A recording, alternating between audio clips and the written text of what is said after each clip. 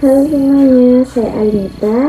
Jadi kali ini saya akan membahas salah satu kasus yang membuat viral dan cukup serius di Indonesia, yaitu pelanggaran etika bisnis dalam skandal keuangan, khususnya kasus rekayasa laporan keuangan PT Garuda Indonesia. Nah, mari kita bahas di PPT berikut. Nah, di sini yang pertama kita akan membahas pengertian fraud atau juga penipuan.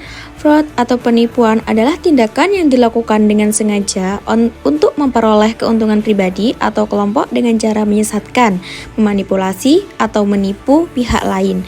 Dalam konteks bisnis, fraud bisa berupa pemalsuan laporan keuangan, penggelapan aset perusahaan, manipulasi harga, suap, gravitasi atau korupsi, pencurian data konsumen untuk kepentingan pribadi. Di sini ada tujuan utama dari fraud adalah mendapatkan keuntungan tidak sah yang merugikan pihak lain, baik secara finansial maupun reputasi. Di sini pun ada contoh kasus pelanggaran etika bisnis atau pelanggaran nyata. Kasus skandal keuangan PT Garuda Indonesia di 2018. Kasus ini ditemukan adanya rekayasa laporan keuangan tahun 2018, di mana perusahaan mencatat keuntungan padahal sebenarnya mengalami kerugian. Dewan Komisaris Garuda saat itu menyatakan bahwa pencatatan keuntungan tersebut tidak sesuai dengan prinsip akuntansi dan melanggar etika bisnis serta integritas laporan keuangan. Pelanggaran etika yang terjadi, ketidakjujuran dalam penyajian informasi keuangan, kurangnya transparansi, manipulasi data demi kepentingan tertentu, melanggar tanggung jawab moral kepada publik dan investor. Yang ketiga, tanggapan sebagai mahasiswa. Sebagai mahasiswa, terutama yang mempelajari etika dan bisnis, saya menilai bahwa tindakan seperti ini sangat tidak pantas dan mencederai kepercayaan publik.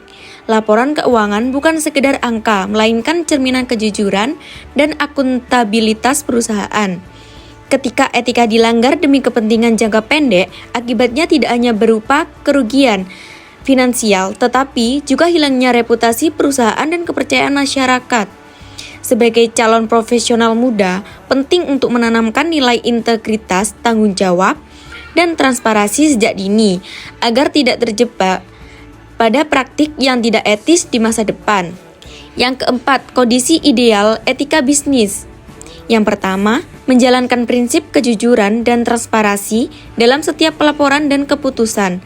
Yang kedua, menegakkan akuntabilitas, setiap tindakan dapat dipertanggungjawabkan, menghormati hak semua pihak, konsumen, karyawan, investor, dan masyarakat.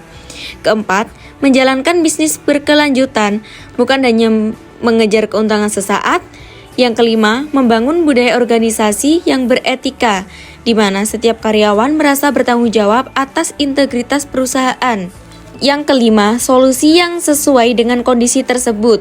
Untuk mencegah dan menanggulangi pelanggaran etika seperti kasus Garuda Indonesia, solusi yang dapat diterapkan adalah: yang pertama, ada penerapan sistem pengawasan internal yang ketat. Audit internal harus dilakukan secara rutin dan independen. Perusahaan perlu memiliki whistleblowing system agar karyawan dapat melaporkan pelanggaran tanpa takut dihukum. Yang kedua, pendidikan dan pelatihan etika bisnis. Perusahaan wajib memberikan pelatihan etika secara berkala kepada semua karyawan.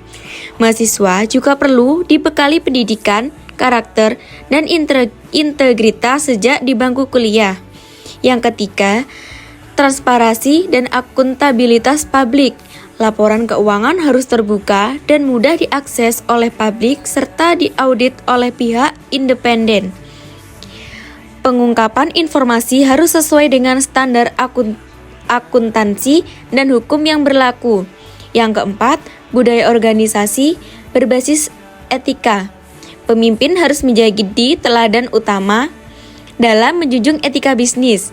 Nilai-nilai moral seperti kejujuran, tanggung jawab, dan keadilan harus tertanam dalam budaya perusahaan. Jadi, kesimpulannya adalah fraud adalah bentuk pelanggaran serius terhadap etika bisnis yang mengancam berkelanjutan dan kepercayaan publik terhadap perusahaan. Sebagai mahasiswa, kita memiliki tanggung jawab moral untuk menolak segala bentuk kecurangan dan mengedepankan nilai kejujuran, tanggung jawab, dan integritas dalam dunia kerja kelak. Etika bisnis bukan hanya teori, tetapi fondasi utama keberhasilan perusahaan yang berkelanjutan dan bermartabat.